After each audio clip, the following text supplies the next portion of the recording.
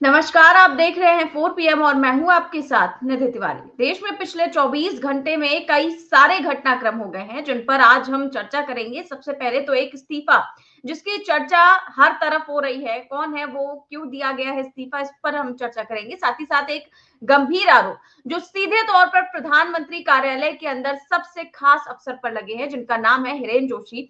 और कहा जाता है कि हिरेन जोशी जो है वो प्रधानमंत्री मोदी के लेफ्ट हैंड है, मीडिया मैनेजमेंट का काम उन्हीं का है। हिरेन जोशी जिनको सुपर संपादक भी कहा जाता है और पीएमओ में बैठकर देश के सभी मीडिया चैनल्स, गोदी मीडिया के सभी न्यूज एंकरों, संपादकों को मैनेज करते हैं और हर दिन बताते हैं क्या खबर चलानी है, क्या नहीं चलानी है, किस मुद्दे को दबाना है, विपक्ष के किस नेता के बयान को मुद्दा बनाना है। ये सब कुछ हिरेन जोशी ही तय करते हैं और पूरा मीडिया जो पिछले 11 सालों में मैनेज किया गया है, ये हिरेन जोशी द्वारा ही मैनेज किया गया। और हिरेन जोशी आज के मोदी के सहयोगी नहीं है, बहुत ही पुराने सहयोगी वो रहे हैं। गुजरात के टाइम से मोदी के साथ है वो। और उन हिरेन जोशी को लेकर के पवन खेड़ा ने बहुत ही गंभीर आरोप लगा दिए हैं और बहुत ही विस्फोटक खुलासा कर दिया। और अब वो पिछले कुछ दिनों से ऐसा कहा जा रहा है, विपक्ष की ओर से आरोप लगाए जा रहे हैं कि वो गायब हैं। और अब क्या कुछ कहा जा रहा है, इस पर भी आज हम चर्चा करेंगे कि आखिरकार वो कौन है और क्यों उनके नाम को लेकर के इतना ज्यादा बवाल मचा हुआ है। तो सर, कल से आप देख रहे हैं कि चर्चा चल रही है जोरों पर कि आखिरकार ये हिरेन जोशी कौन है जिनको लेकर के इतने ज्यादा सवाल खड़े हो रहे हैं। और सबसे पहले तो कांग्रेस ने उन पर आरोप लगाए हैं क्योंकि वो वरिष्ठ अधिकारी हैं, तो उनका नाम काफी ज्यादा चर्चा में है भी। तो सबसे पहले पवन खेड़ा ने क्या आरोप लगाए थे अपनी प्रेस कॉन्फ्रेंस के दौरान, क्या कहा था, इस पर पहले हम वीडियो दिखाते हैं। सरकार को इसमें खुलासा तो करना पड़ेगा। हिरेन जोशी कोई छोटा नाम नहीं है। प्रधानमंत्री कार्यालय में सबसे मजबूत, सबसे ताकतवर व्यक्ति, जिसने इस देश के लोकतंत्र की हत्या में बहुत महत्वपूर्ण काम किया, आप लोगों को का गला घोंटने का बहुत काम किया है, और अब चर्चा में भी हैं। उनके साथी एक हैं जो लॉ कमीशन में अभी 7 महीने पहले ही आए थे, उनको आनंद फानंद में बाहर कर दिया लॉ कमीशन से। सुना सरकारी घर भी खाली करा दिए। क्या हो रहा है, देश को जानने का हक है। उनकी बिजनेस पार्टनर्स कौन कौन है, यह भी देश को जानने का हक है। क्या बिजनेस कर रहे थे हिरेन जोशी प्रधानमंत्री कार्यालय में बैठकर, यह भी देश में को जानने का हक है। कौन सी बेटिंग ऐप थी, क्या था, किसमें वो हिस्सेदारी है, उनकी चर्चाएं चल रही हैं सोशल मीडिया पर। और अगर सरकार जल्दी बाहर आकर कुछ नहीं बोलेगी, खुलासा नहीं करेगी, स्पष्टीकरण नहीं देगी, तो जाहिर सी बात है ये चर्चाएं चलेंगी मोबाइल्स पर। भले आप कितनी ऐप्स ले आइए, जो लोगों को जानकारियां मिल रही हैं प्रधानमंत्री कार्यालय से ही मिल रही हैं, तो वो जानकारियां सबके पास जा ही रही हैं। बहुत सारी सुना है बिजनेस इंटरेस्ट हो गए इनके, विदेशों में इनके क्या लिंक्स हैं, जब विदेश यात्रा की, क्या राष्ट्र के हितों का कोई समझौता किया हिरेन जोशी ने अपने साथियों से मिलकर अमेरिका में या जहां भी गए हों। ये सारी खुलासे अब आएंगे। ये देश जो है ना, लोकतंत्र को आप इतनी आसानी से मार नहीं सकते। कोशिश बहुत कर ली आपने। अब प्रधानमंत्री के कार्यालय पे बहुत बड़ा सवालिया निशान खड़ा हो गया। एक महत्वपूर्ण व्यक्ति, उसके रिश्ते, व्यावसायिक रिश्ते, उसके निजी रिश्ते, क्योंकि निजी कुछ नहीं होता प्रधानमंत्री के कार्यालय में, क्या निजी है, सार्वजनिक ऑफिस है वो। क्या संबंध किससे हैं, उन संबंधों का क्या नुकसान इस देश को हुआ, ये पारदर्शिता से देश को जानने का हक है। और सरकार का कर्तव्य है कि पारदर्शिता से हिरेन जोशी का पूरा प्रकरण देश के सामने रखें, नहीं तो हम तो रखेंगे ही। तो ये आरोप लगाया है सर पवन खेड़ा ने। और वरिष्ठ अधिकारी हिरेन जोशी पर आरोप लगाते हुए उन्होंने दावा किया कि जोशी से जुड़े एक सहयोगी को लॉ कमीशन से अचानक हटाया गया, सरकारी आवास खाली कराया गया और सोशल मीडिया पर बैटिंग ऐप में हिस्सेदारी, विदेशी संपर्क और बिजनेस इंटरेस्ट जैसी कई सारी बातों को लेकर के उन्होंने कहा है। और कहा है कि अगर सरकार जवाब नहीं देती तो ये सवाल और गहरे होंगे, क्योंकि अब मामला सिर्फ एक अफसर का नहीं बल्कि पीएमओ की साख का है। इसके अलावा जो वरिष्ठ पत्रकार है शीतल पी सिंह, उन्होंने सर बहुत ही एक बड़ा ट्वीट किया है। उनका ट्वीट भी मैं दिखाती हूँ। वो कहते हैं कि हिरेन जोशी वो नाम जो 17 साल से मोदी जी के साथ चिपका है, अब अचानक सवालों के घेरे में है। एक साधारण इलेक्ट्रॉनिक्स प्रोफेसर से गुजरात सीएमओ का तकनीकी जादूगर, फिर पीएमओ का सबसे ताकतवर ओएसडी, रात 11:30 बजे मोदी जी को ऑनलाइन दुनिया की रिपोर्ट देने वाला शख्स, जिनके इशारे पर चैनल वाले लाइन लगाकर खबरें बदलते थे, वही व्हाट्सएप टेरराइजर, जिसके ग्रुप में एंकरों को बताया जाता था कि आज किसे गाली देनी है और किसे चुप रहना है। अब कांग्रेस कह रही है कि यही शख्स पीएमओ में बैठकर बैटिंग ऐप चलाता था, विदेशी पार्टनरों से मिलता था और अरबों का कारोबार करता था। सबूत अभी नहीं दिखाए, पर सवाल इतने गंभीर है कि भाजपा भी चुप है, जो अपने आप में बड़ा सबूत है। जो व्यक्ति 2008 में एक ब्लॉग ठीक करने आया था, आज उसे पीएमओ से गायब बताया जा रहा है। मोदी जी का बायां हाथ अचानक कट गया लगता है, या शायद काटा गया है। जब तक पीएमओ खुद नहीं बोलेगा, हर रोज एक नया खुलासा होगा, क्योंकि अब सवाल सिर्फ हिरेन जोशी का नहीं, प्रधानमंत्री कार्यालय की साख का है, और चुप्पी उस साख को रोज थोड़ा थोड़ा खा रही है। तो ये जो सवाल उठाए गए हैं सर, वरिष्ठ पत्रकार शीतल पी सिंह सर ने भी उठाए हैं, और साथ ही साथ पवन खेड़ा ने जिस प्रकार का ट्वीट किया है, ये है हिरेन जोशी, जो G20 समिट में बैठे हुए हैं मोदी जी के साथ। और इन पर जो अब गंभीर सवाल खड़े हो रहे हैं, आखिरकार भाजपा क्यों नहीं जवाब दे रही है, क्योंकि मोदी जी जिन पर इतना ज्यादा विश्वास करते हैं, पूरा का पूरा जो खबरों के मैनेजमेंट का काम ये करते हैं, उन पर अगर ये खुलासा किया गया है और ये भी बताया गया है कि अगर इसका जवाब सरकार नहीं देती है, तो हम आगे और खुलासा करेंगे, तो ये क्या कहता है? जय संविधान। देखिए, सबसे पहले तो ये अभी तक हम लोग समझ नहीं पा रहे थे कि अभी भी लोग भारतीय जनता पार्टी का समर्थन क्यों कर रहे हैं। ऐसे लोग क्यों हैं कि भारतीय जनता पार्टी का समर्थन कर रहे हैं। देखिए, आपको ये इस घटना के अलावा एक काशी की घटना पता चली होगी, यहां मोदी जी का संसदीय क्षेत्र है। भारतीय जनता पार्टी की एक बहुत बड़ी नेत्री, जो योगी जी के साथ, केशव प्रसाद मौर्य के साथ, मोदी जी के साथ, अमित शाह साहब के साथ जिनकी फोटो प्रोमिनेंटली रहती है, उनके पति एक सेक्स रैकेट चलाते हुए अपने फ्लैट में पकड़े गए और वहां पे सेक्स रैकेट का पर्दाफाश पुलिस ने किया। देखिए, मुश्किल क्या हो गई है निधि, हम लोग तो ये समझने में असमर्थ हैं कि अपनी जवानी में जब हम लोग देखा करते थे कि जो शरीफ लोग थे, जिनके पास कलम की ताकत थी, उनकी बात सुनी जाती थी। ये बंदूक वालों से कलम वाले ज्यादा ताकतवर होते थे, ये बात सुनी जाती थी।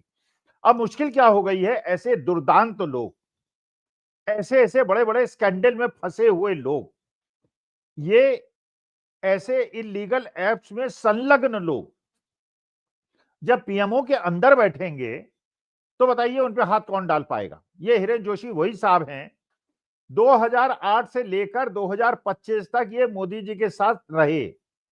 2008 से लेकर 2014 तक रहे, जब मोदी जी चीफ मिनिस्टर थे गुजरात के, और उसके बाद ये लगातार मोदी जी के साथ रहे। तो पहली बात तो ये देश इस बात का एहसानमंद है, हम एहसान मानते हैं शीतल पी सिंह का। उन्होंने हमारे देश के लोकतंत्र और संविधान को बचाने के लिए एक बहुत बड़ा काम किया है, तो मैं प्रणाम करता हूं, उन्हें सलाम करता हूं। आप खुद सोचिए, यहां तक कि जो गोदी मीडिया है वो क्या खबर चलाएगा, क्या खबर नहीं चलाएगा, किसको बुलाएगा, क्या बुलवाएगा, ये सब हिरेन जोशी डिसाइड करते थे। व्हाट्सएप पे मैसेज दिया करते थे ये गोदी मीडिया के पत्रकारों को कि आपको ये चलाना है। आपको पता होगा, परसों शाम को गोदी मीडिया ने केवल एक कुत्ते पे खबर चलाई, जबकि हमारा रुपया जो है 90 से कमजोर हो गया था। खबर चलानी चाहिए थी रुपये के बारे में, टूटते हुए शेयर मार्केट के बारे में। जिस प्रकार से हमारी अर्थव्यवस्था बिगड़ रही है उस पर वो कुत्ते पे खबर चला रहे थे, क्योंकि हिरेन जोशी बताया करते थे कि कौन सी खबर चलानी है। अब देखिए, एक तो ये हिरेन जोशी होगा, लेकिन अभी शीतल पी सिंह ने फिर सोशल मीडिया में ये बताया है कि जब मोदी जी को पता चला कि हिरेन जोशी जो 15 दिन से नदारद थे, गायब थे, उनको अचानक फिर पीएमओ में बिठा दिया गया है कि जब तक संसद का सत्र चल रहा है तब तक आप बैठिए, उसके बाद आपका सामान फेंकवा दिया जाएगा। एक और साहब जो आपने बताया, मिस्टर जैन, जो लॉ कमीशन के मेंबर थे, उन्हें सरकारी आवास मिला था, उनका भी सरकारी आवास छोड़वा दिया गया है। एक बहुत बहुचर्चित उत्तर प्रदेश के एक आईएएस अधिकारी सहगल साहब, जो प्रसार भारती के अध्यक्ष थे, उनसे भी रिजिग्नेशन ले लिया गया है, जो मायावती के भी बड़े निकट सहयोगी थे, मुलायम सिंह जी के भी थे और सबके थे, भारतीय जनता पार्टी के भी थे, उनसे भी पद छुड़वा दिया गया है। और ये वो ऐप है निधि, आपको ध्यान होना चाहिए, ये वो ऐप है जिसपे इन्होंने इलेक्शन जब छत्तीसगढ़ का हो रहा था तो भूपेश बघेल को 3 दिन पहले बदनाम किया था। और हजारों करोड़ों रुपए का खेल है, दुबई से चलता है जैसा सोशल मीडिया में चल रहा है। और इसमें ये तीनों लोग इन्वॉल्व हैं, ऐसी खबर है, मैं पुष्टि नहीं कर रहा हूं, लेकिन सोशल मीडिया पे चल रहा है। नवनीत सहगल साहब भी इसमें इन्वॉल्व हैं, लॉ कमीशन के जैन साहब भी इसमें इन्वॉल्व हैं, और इसमें हिरेन जोशी भी इन्वॉल्व है। और हिरेन जोशी तो उसमें पट्टीदार हैं, उसके वो पार्टनर हैं। जैसे आपने पता होगा कि हमारे एक बहुत बड़े एडवाइजर, सिक्योरिटी एडवाइजर के बेटे पाकिस्तान और चीन से उनके जॉइंट सेक्टर प्रोजेक्ट्स चलते हैं। तो बड़े बड़े लोग, अब मुश्किल यह हो गई है ना कि हम जैसे लोग इनसे संघर्ष कैसे करें। भाई हमें तो पुलिस प्रोटेक्शन चाहिए भी नहीं और मिलती भी नहीं। अगर आपको कोई गलत काम करना है, इलीगल काम करना है, तो आपको यू नीड पुलिस प्रोटेक्शन, इसी तभी आप काम चला सकते हैं, वरना आप ये काम चला ही नहीं सकते। हजारों करोड़ का घपला। अच्छा, उसमें एक और महिला जी का नाम आ रहा है, एक प्रोफेसर, महिला प्रोफेसर, और वो महिला प्रोफेसर को इन्होंने, जोशी जी ने ये कोशिश की उनको हिमाचल प्रदेश की भारतीय जनता पार्टी के राजनीतिक क्षेत्र में एंटर कराया जाए। और हिरेन जोशी आप जानते हैं, विश्व भर में जो सारे सूत्र और इंफॉर्मेशन होती थी और वहां पे जो कॉरेस्पॉन्डेंट्स वगैरह होते थे उन्हें कंट्रोल करते थे, उन महिला का जिनसे और उनका संबंध किससे है, किस वजह से हिरेन जोशी, ये खबरें हैं, मैं इनकी पुष्टि नहीं कर रहा हूं, ये सोशल मीडिया की खबरें हैं।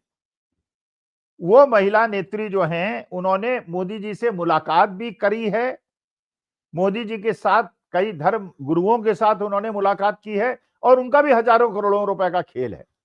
और हिरेन जोशी साहब के हजारों करोड़ रुपए के इन्वेस्टमेंट विदेश में हैं, सोशल मीडिया की खबरें हैं। और जब ये बात पता चली भारतीय जनता पार्टी के बड़े बड़े नेताओं को कि उस महिला जो मिसिस सूद जिनका नाम बताया जाता है, मैं किसी की अवमानना नहीं करना चाहता, किसी का पूरा नाम नहीं लेना चाहता, लेकिन जो सोशल मीडिया पे चल रहा है, अब इस चीज से बचने का क्या तरीका है निधि, तुम बताओ। पीएमओ का मामला है ये, जिसको अब तीर्थ कह दिया गया है, सेवा तीर्थ। अब निधि तुम बताओ, तुम भी सनातनी हो, मैं भी सनातनी हूं, तीर्थ कहां होता है? तीर्थ किसको कहा जाता है? तीर्थ वहां कहा जाता है जहां परमेश्वर निवास करते हैं, या परमेश्वर ने जहां पे अपने कदम रखे। तो क्या मोदी जी नॉन बायोलॉजिकल से अब परमेश्वर हो गए? हमारे ब्रह्मा विष्णु महेश को ये चैलेंज करेंगे, हमारी सनातनी भावना को चैलेंज करेंगे। और उस पीएमओ के अंदर जिसको ये कह रहे हैं सेवा तीर्थ है, वहां पे इस प्रकार के इलीगल ऐप से हजारों करोड़ों रुपए का पैसा बनाया जाएगा।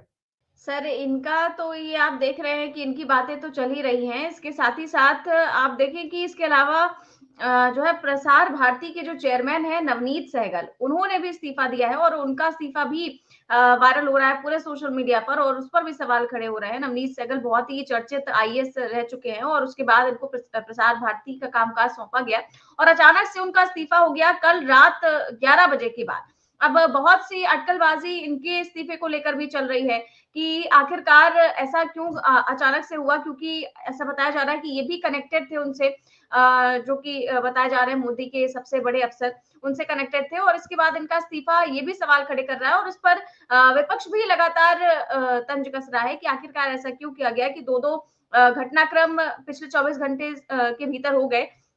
और देखिए सुप्रेश नेत लिखते हैं कि अचानक से प्रधानमंत्री के बेहद करीबी रहे ओएसडी हिरेन जोशी, जिनके इशारों पर मीडिया ताताथैया करता रहा, उन्हें एकदम से हटा दिया जाता है। प्रसार भारती के चेयरमैन नवनीत सहगल का एकाएक इस्तीफा हो जाता है।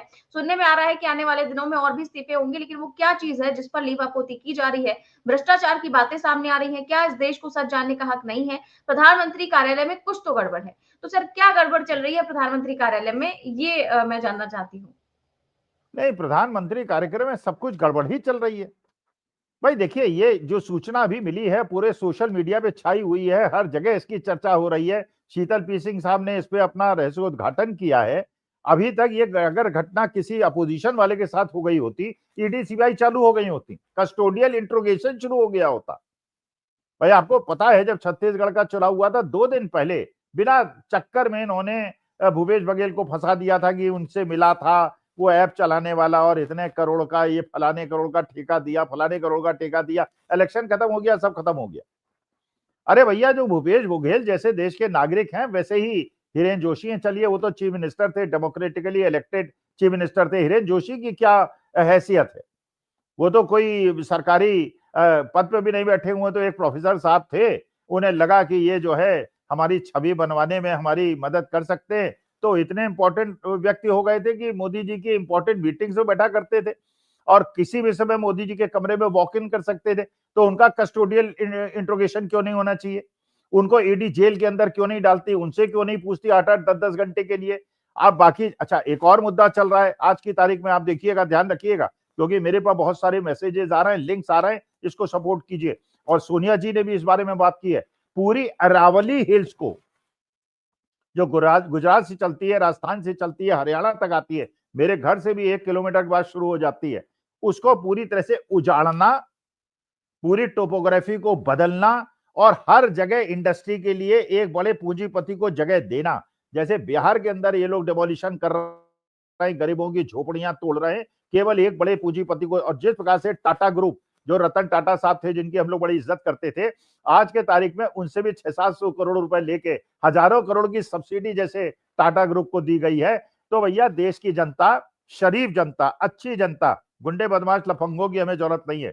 जो शरीफ जनता है, जो देश से प्यार करती है, लोकतंत्र और संविधान से प्यार करती है, वो कृपा करके ये कोशिश करे कि हमारे देश की जो एक अपनी ताकत है और हमारी भारत माता की जो गरिमा है उसको बचाने के लिए संघर्ष करे, वरना ये लोग रुपए को 110 पहुंचा देंगे, हमारे देश को पूरी तरह से बर्बाद कर देंगे और इन्हें कुछ नहीं होगा। इनके बड़े बड़े पूंजीपति देश को छोड़ के भाग जाएंगे, उन्होंने अपने ठिकाने दूसरे देशों में बना लिए हैं और हम लोग बर्बाद हो जाएंगे। हम अपने को और अपनी भारत माता को बर्बाद नहीं होने देना चाहते, इसलिए इनके खिलाफ हर देश के लोकतंत्र संविधान को बचाने वालों को संगठित होकर खड़ा हो जाना चाहिए, वरना ये कस्टोडियल इंट्रोगेशन करें हिरेन जोशी का, नवनीत सहगल का और वो मिस्टर जैन का और मिसिस सूद का।